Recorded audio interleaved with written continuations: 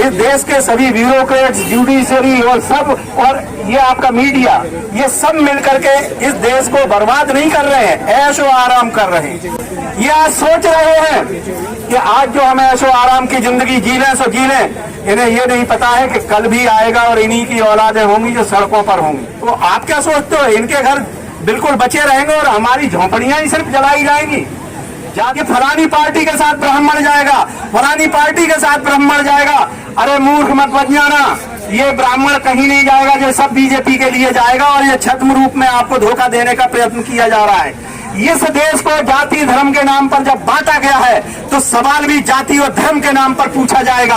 सिर्फ 3% एक समाज है जो इस देश को बर्बाद करने पर तुला हुआ है। हमें उस 3% को जागरूक करना चाहिए, उसके अगेंस्ट में तैयार होना चाहिए। बनिया को भी चला जा रहा है, समाज पूरी तरह से नपुंसक होकर के अपने घरों में बैठा हुआ है और एक 3% ऐश कर रहा है, मजे कर रहा है। हमें इनको उजागर करना होगा और इनके अगेंस्ट में लड़ने के लिए खड़ा होना पड़ेगा। हमें उस न्याय व्यवस्था के अगेंस्ट भी खड़ा होना पड़ेगा जहां पर हमारा रिप्रेजेंटेशन क्यों नहीं है।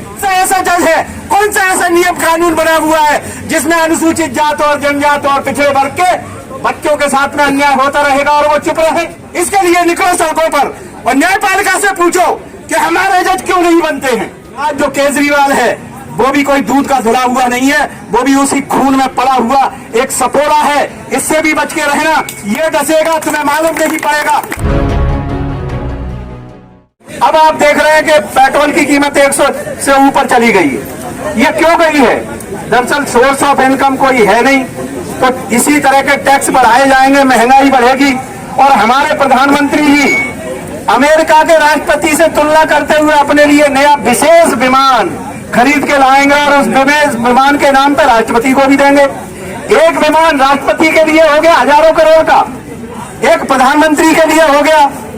उनकी ये अय्याशीपूर्ण जो जीवन जीने का उनका जो तरीका है, जनता सड़कों पर उतरकर, किसान आज त्राही त्राही कर रहा है, लेकिन हमारे देश का प्रधानमंत्री रोज सजे हुए नए वस्त्रों में, नए आभूषण में, नए अपना रूप लेकर के प्रकट हो रहे हैं। और ये नीति और नियत इस देश के सभी ब्यूरोक्रेट्स, जुडिशरी और सब, और ये आपका मीडिया, ये सब मिलकर के इस देश को बर्बाद नहीं कर रहे हैं, ऐशो आराम कर रहे हैं। ये आज सोच रहे हैं कि आज जो हम ऐशो आराम की जिंदगी जी लें सो जी लें, इन्हें ये नहीं पता है कि कल भी आएगा और इन्हीं की औलादें होंगी जो सड़कों पर होंगी। अगर इस देश में अत्याचार का कोई भी रूप आया, संघर्ष का कोई रूप आया, तो आप क्या सोचते हो, इनके घर बिल्कुल बचे रहेंगे और हमारी झोंपड़ियां ही सिर्फ जलाई जाएंगी? जाति के नाम पर कितना भी अहंकार मचा लो, हम ये चाहते हैं किसी भी आंदोलन में कहीं भी खड़े होकर हमें न्याय व्यवस्था में सबसे पहले न्याय चाहिए। और पहला न्याय हमें ये चाहिए कि हमारे न्यायाधीश हो। और ये लड़ाई मेरी आज से नहीं, मेरे पैदा होने से पहले अंग्रेजों के सामने भी यही लड़ाई थी और अंग्रेजों से ये कहा जाता था कि अंग्रेज भारत की भूमि में भारत की जनता के साथ न्याय ईमानदारी से नहीं कर पाते हैं, इसीलिए भारतीयों को न्यायाधीश बनाया जाए। तभी अंग्रेजों ने कलकत्ता के उसमें कहा था कि एक जाति विशेष वर्ग है जिसे ब्राह्मण कहा जाता है। इसमें ये मानसिकता ही नहीं है, क्योंकि ये न्याय की मानसिकता नहीं रखती है, इसलिए उन्होंने कहा था कि इनको जज नहीं बनाया जाए, इस देश में अन्य वर्गों के लोगों को जज बनाया जाए।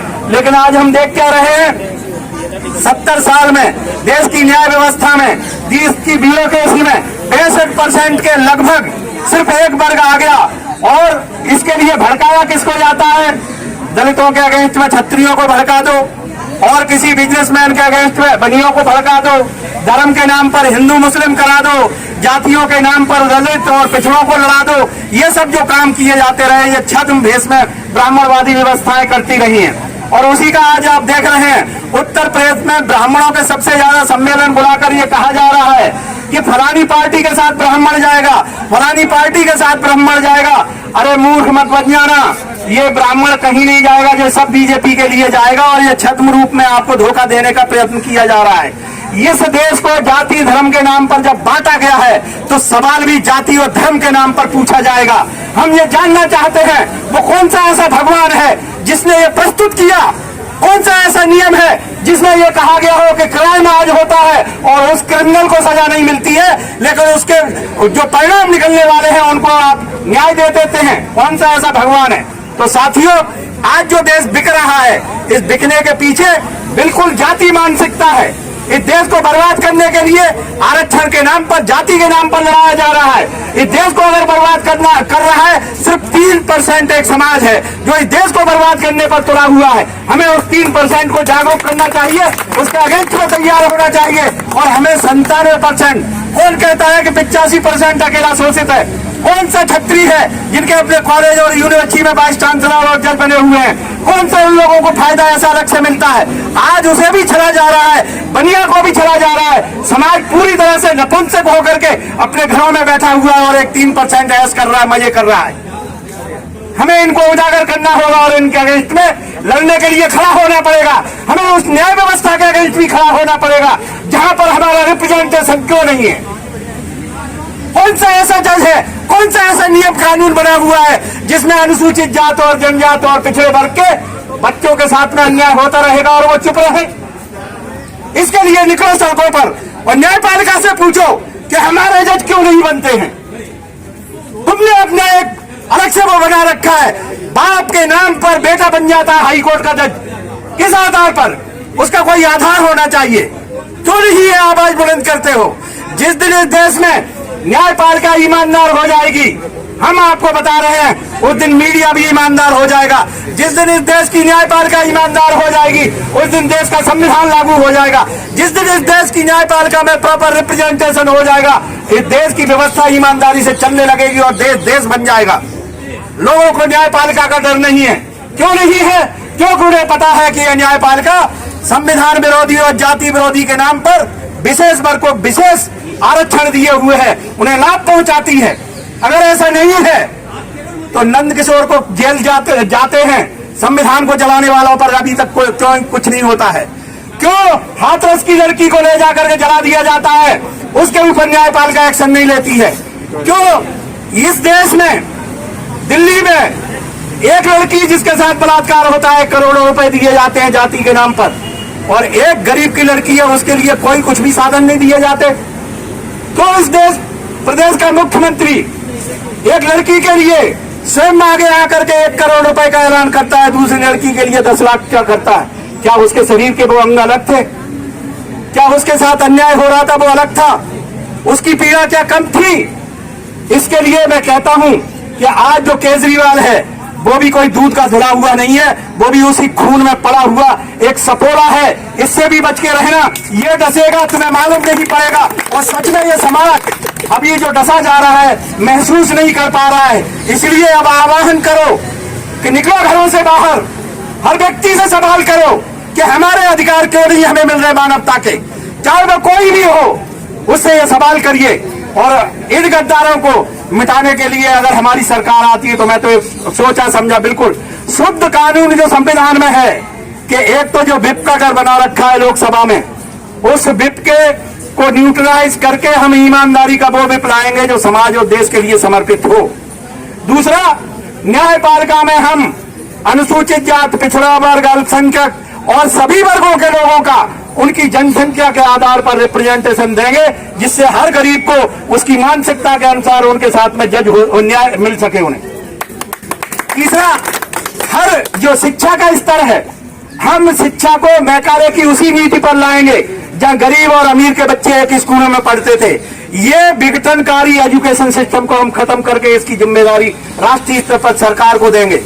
हम महिलाओं को सुरक्षा भी देंगे, उन्हें शिक्षा भी देंगे और उन्हें अधिकार भी देंगे, जिससे वो इस मानवीय अत्याचारों से अपने आप को आजाद कर सकें। ये हमारी नीतियां होनी चाहिए। हम किसानों के साथ हो रहा जिस तरह का ये इस समय अत्याचार है, इससे बड़ा किसानों के साथ और कोई अत्याचार हो नहीं सकता है।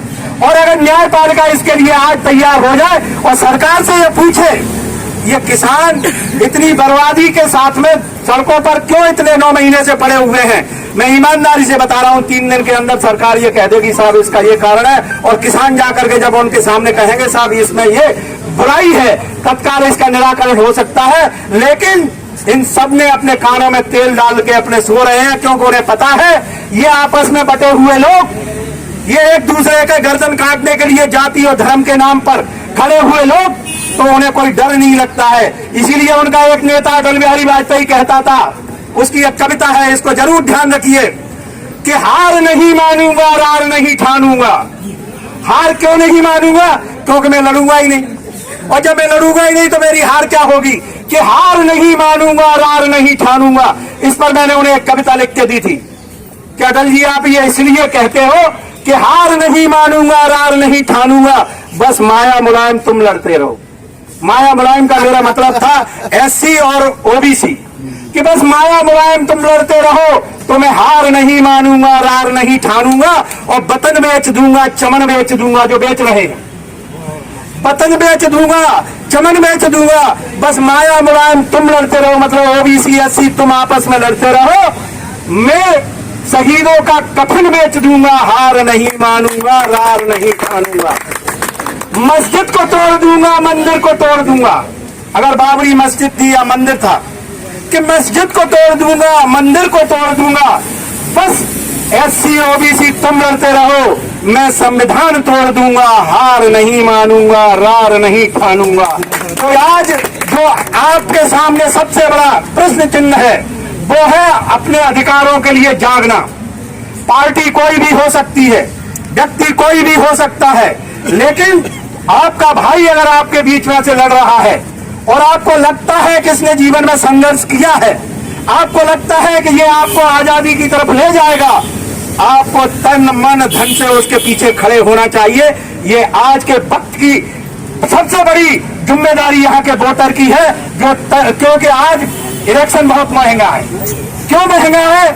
इसमें सबकी मिली जुली सरकार है। चाहे वो न्यायपालिका के पास जाओ, वो कहते हैं हम इसमें कुछ नहीं कर सकते। इलेक्शन कमीशन के पास जाओ, वो भी कहता है हम कुछ नहीं कर सकते।